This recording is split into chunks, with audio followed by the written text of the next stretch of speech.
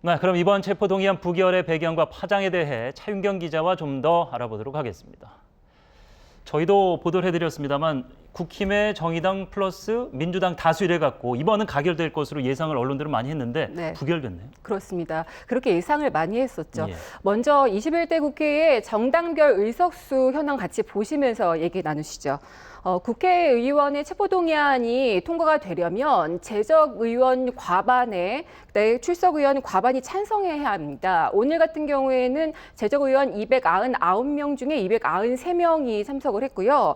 방금 말씀하셨다시피 그 미리 찬성을 예고한 국민의힘과 정의당을 합치면 전원이 다 와도 119명이어서 과반을 넘기려면 민주당의 표가 필요했습니다. 최근 민주당은 코인 논란, 그리고 혁신위원장 낙마 사태, 그리고 이른바 심리적 분당이라는 말이 나올 정도로 개판 간 갈등이 치열했죠.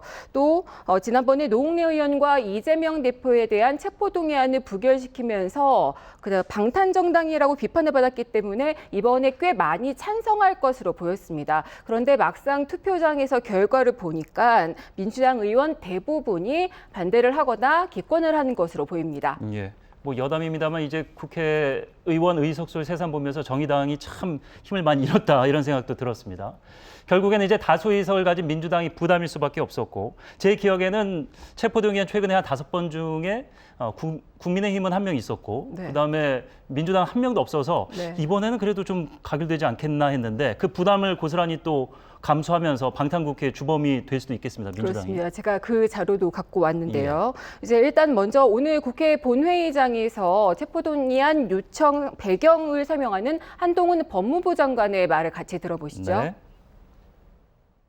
그 돈 봉투를 받은 것으로 지목되는 약 20명의 민주당 국회의원들이 여기 계시고 표결에도 참여하시게 됩니다. 캐스팅 보트가 될 것으로 보입니다.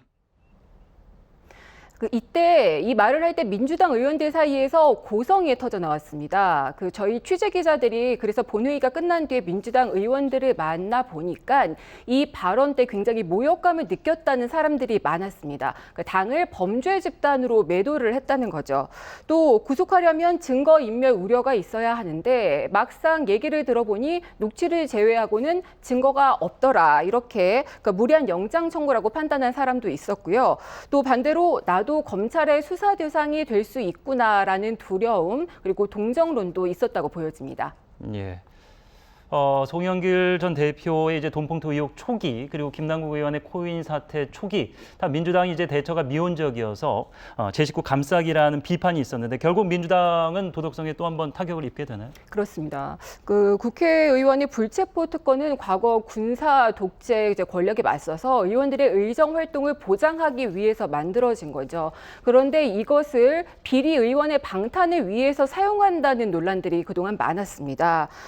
이번에도 가결을 주장한 측에서는 민주당의 도덕 상실증이라고 비판을 하고 있습니다. 또 과거에도요. 노태우 전 대통령의 수천억 원대 비자금이나 아니면 정치자금을 트럭째로 전달한 이른바 차떼기 사건 같이 정치 권력과 돈의 비리가 얽혀있는 사건들이 많았습니다. 이번 민주당 전당대회 돈봉투 사건이 2008년도에 일어난 한나라당의 전당대회 돈봉투 사건과 비슷하다는 얘기가 많이 나오고 있는데요. 총선에서 유리한가 또 불리한가를 떠나서 정치권 전반에 걸친 불신을 가중시킬 것이란 전망이 나오고 있습니다. 네, 결국에 이제 민주당 의원 다수가 이탈한 것으로 확인이 됐기 때문에 민주당의 도덕성 그리고 최근에 이재명 대표의 리더십 상처 어디까지 이어질지 과연 진실은 무엇일지 지켜보겠습니다. 고맙습니다.